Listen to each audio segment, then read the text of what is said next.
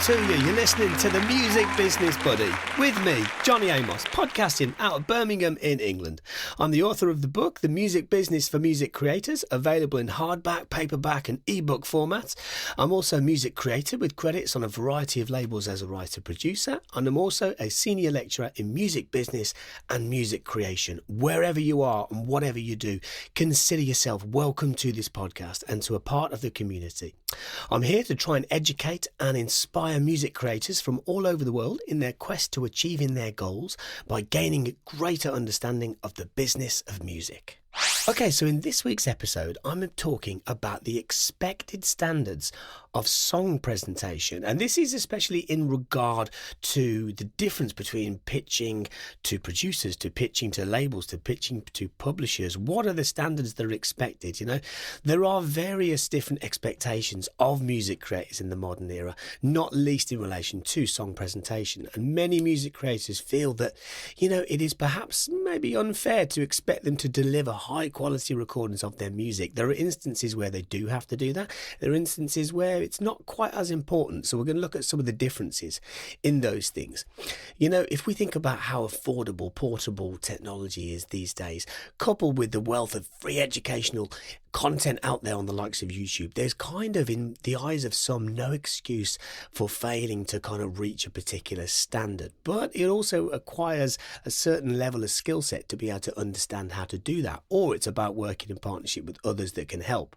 So regardless of your perspective on the subject, the undeniable truth is that high quality song presentation is kind of just expected today. Now, this does not mean that, you know, of course, all music creators must be experts on music production. It just means that they need to be a little bit more informed. So that's what we're going to look at today.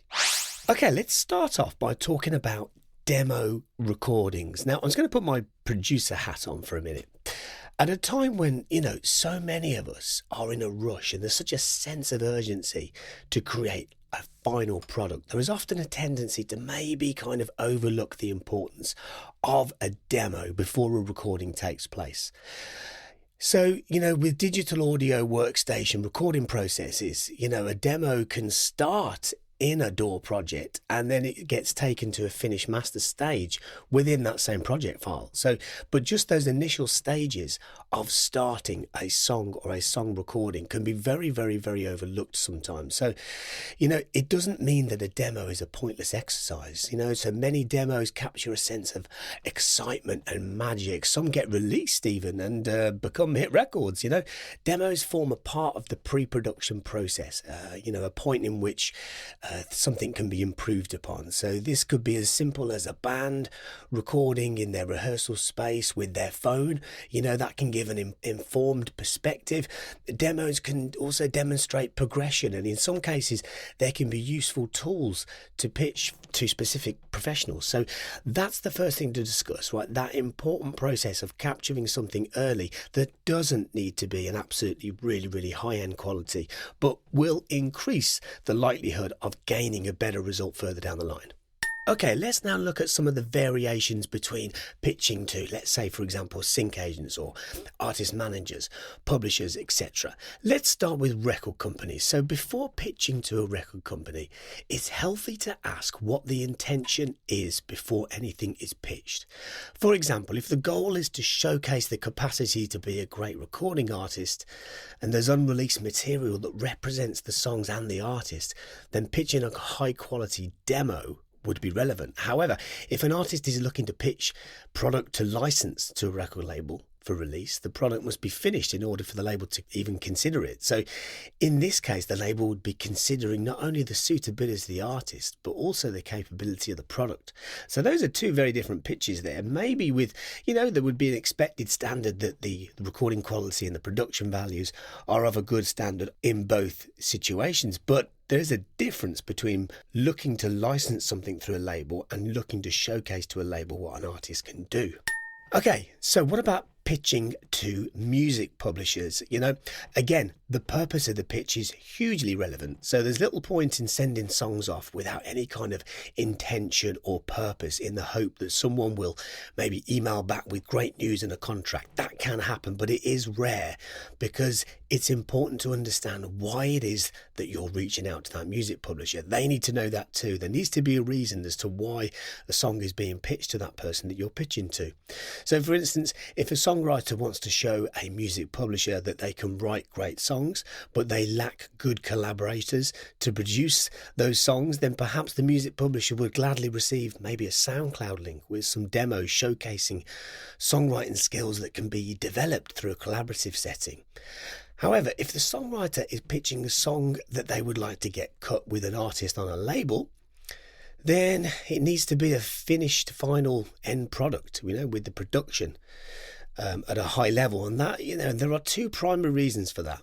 The first is because the pitch needs to demonstrate the song is a good fit for the intended artist, which requires the song to be actually produced in a way that sounds relevant, interesting and professional. And secondly, if the label that the partner is working with likes the recording of that song, they may wish to actually buy the production, which means that it needs to be finished before the song is pitched.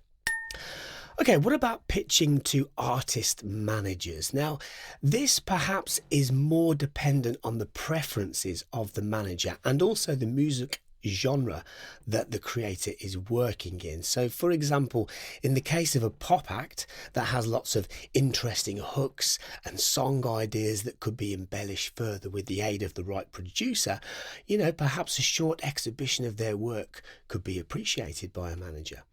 On the other hand, many artist managers want to see that an artist has already kind of established themselves to a certain extent, and this means having released product to share that exhibits their style already, so the manager knows what they're buying into. Bands that have a solid understanding of their genre, an audience, for example, will do far better by pitching finished and released music to managers. What about songwriter-producer managers? They may manage artists as well, but you get many managers that just specialise in managing writers and producers. So if a songwriter or a songwriting producer or a producer who specialises in production and arrangement is pitching to a potential manager, they should ensure that a portfolio of their work is available online for the manager to access. Now, the expectation here will usually be some kind of track record of success, together with perhaps an idea of what their next career steps might look like and where that manager can then fit into that plan. So the creator will be expected to specialise perhaps in a style or in perhaps multiple styles, but with an indication as to where they want to go next with that manager.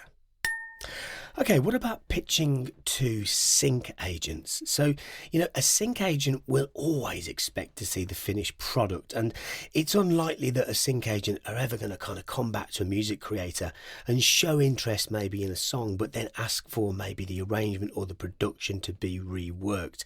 I mean, maybe that happens, but I've never witnessed it in my experience.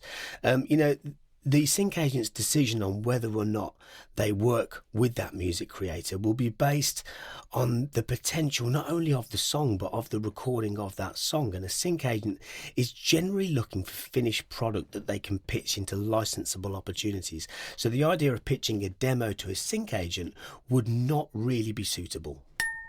All right, now what about pitching to producers? Because we know that when the right artist is put together with the right producer and there's the right synergetic energy between them, it can conjure up and yield some fantastic results. So what does that look like when a songwriting artist is pitching to a producer? So, if that artist is keen to work with that producer, it's probably fairly pointless to kind of pitch a final end product to them, because it kind of takes away from what the producer does. However, if the artist could pitch a kind of self-produced project showcasing their ideas and maybe their arrangements or brief arrangements, which could then be re-recorded or further embellished by the producer, then it feels like an invitation to the producer, because they kind of have an understanding of what they could do, what they could bring to that song and to that artist. Now, I know some producers that would prefer to receive a kind of roughly recorded acoustic demo just as a starting point for a recording project, along with maybe some kind of reference as to what they would like it to sound like. But it's also worth remembering that a producer will ask similar questions to what a manager and to what an A&R and what a PR would ask, which is, what is your genre? What style are you wanting to achieve?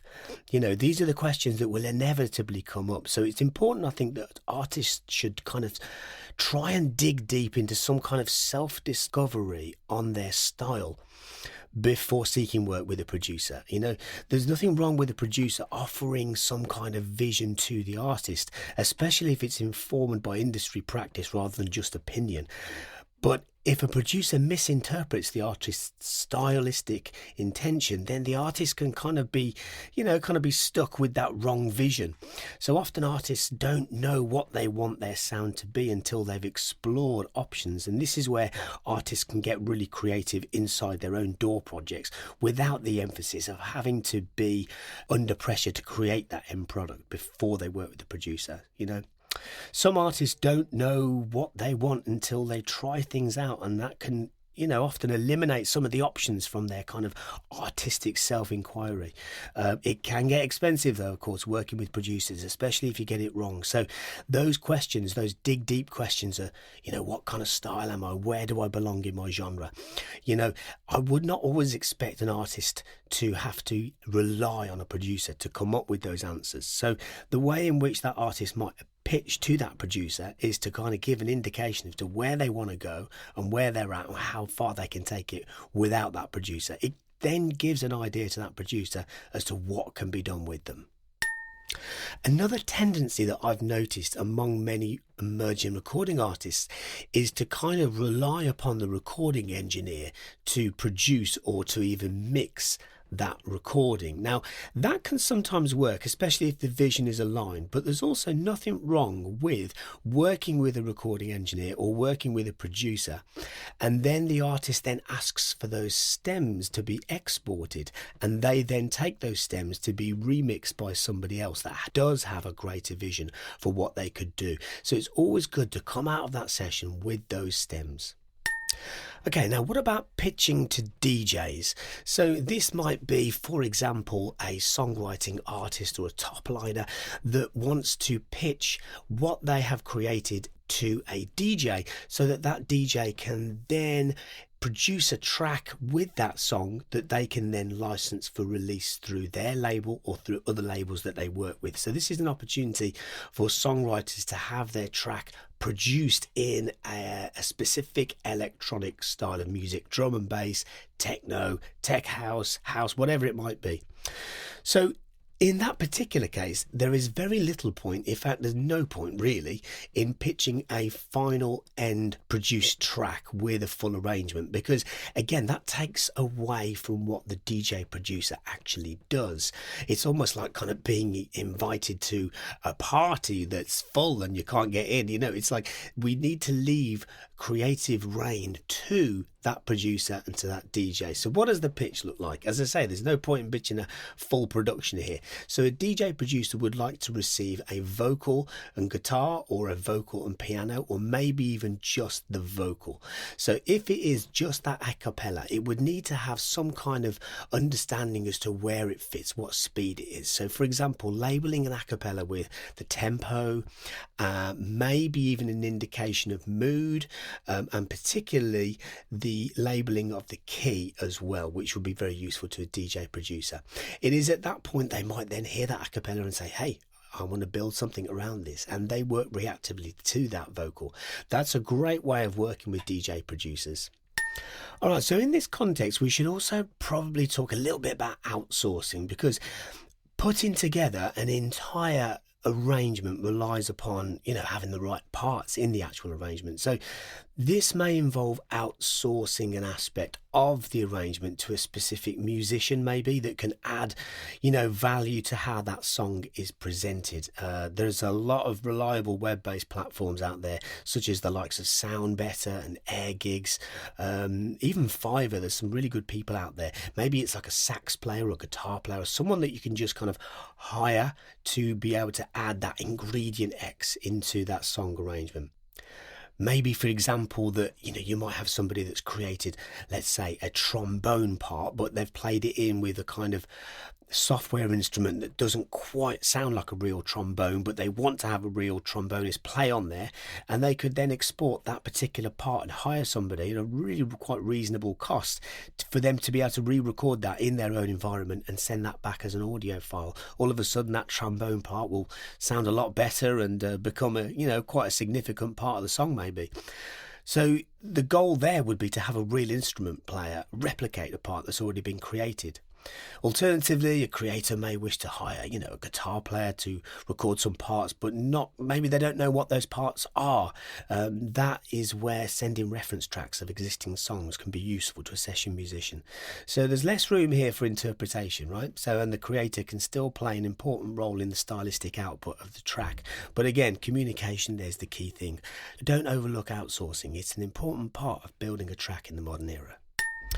Okay, what about loops and samples? The music creation software marketplace is evolving at such a pace with some truly pioneering steps being taken year after year. It's hard to keep up with all the things that are coming out all the time. In fact, it can be quite overwhelming. It can lead to a little bit of procrastination at times. But anyway, a seemingly endless array of sample libraries and software instruments, effects, plugins and soft synths, and are affordable. And as the market grows, competition follows, which tends to make price points even more appealing to music creators. Sample packs give music creators instant access to kind of the building blocks of a specific genre or a specific style, which they can then utilize in their own creative works because they're royalty free. Very, very good quality synths are also readily available, and a combination of all of those tools can unlock potential in creators and inspire many to achieve far more with their music. It is entirely possible today for a drummer to record their parts and then to replace all those drum hits quite quickly with the sound of a completely different drum kit. That's if they didn't like the sound of the original drum kit, for example, but processes like this can increase the sonic potential of self-made records, which can then compete in this competitive marketplace. What about the mixing side of it? I hear a lot of people that say, right, I've got this to this particular standard, but the mixing is not quite there. I think it's very important to actually understand what one means by the mixing process. So for example, if we were to go back to episode 30, where I interview James Orwater on his mixing process, I asked him, I said, look, there's a big difference, right, between you doing, kind of surgical EQ and not really changing the fundamental values of a song over maybe someone sending you stems and then you completely cleaning everything up, restructuring everything, building in new areas of the arrangement. Building an expectation of what a mix engineer does and does not do is very, very important and needs to be communicated well. So many music creators are becoming much more comfortable with the process of recording and arranging their music projects, but that process of mixing a song can sometimes feel like a step beyond their comfort zone or skill set. Now, this is where outsourcing mixing processes to a professional can be very useful. It can make a big difference to the overall quality of a recording and subsequently its chances in where it then goes to.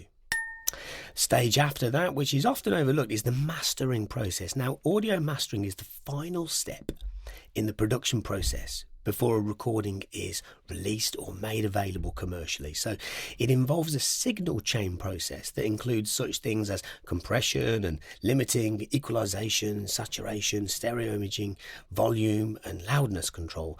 And it's a pretty crucial step for a song to sound as professional as possible, let's say. So loudness control is especially relevant for streaming. So if a song is too loud, for instance, then streaming platforms will just turn it down when they optimize the song file for their particular platform and their listeners. Now, most streaming platforms have, in fact, I think all of them now have quite different levels of or different thresholds for loudness.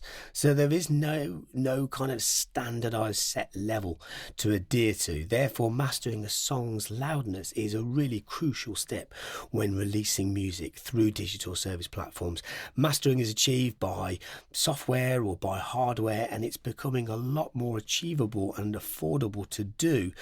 Master engineers can be hired for reasonable rates through various online platforms if it's a step too far for you right now, but otherwise there are some good options that can be bought or rented so that you can play around with it yourself and understand that process. Okay, final thing to talk about here, and it is around stem flexibility and delivery, and it relates to everything that I've just said in the last sort of 20 minutes or so. So it's a good idea to be always organized about your stem files of a recording project and have each track on a balanced setting and exported without any kind of mix bus processing.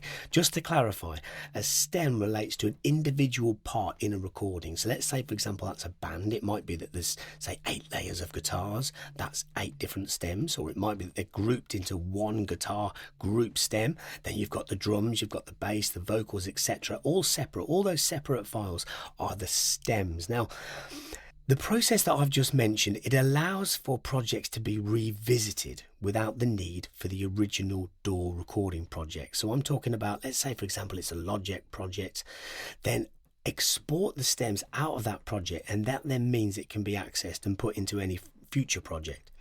So this is useful for when edits are needed, for like sync projects or alternative mixes for promotional material or potential remixes.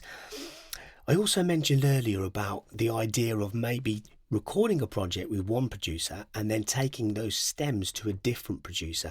That's a very cost-effective way of doing things, because instead of having to re-record that raw audio, you can take the existing audio that you've done somewhere and have it reimagined by a different producer.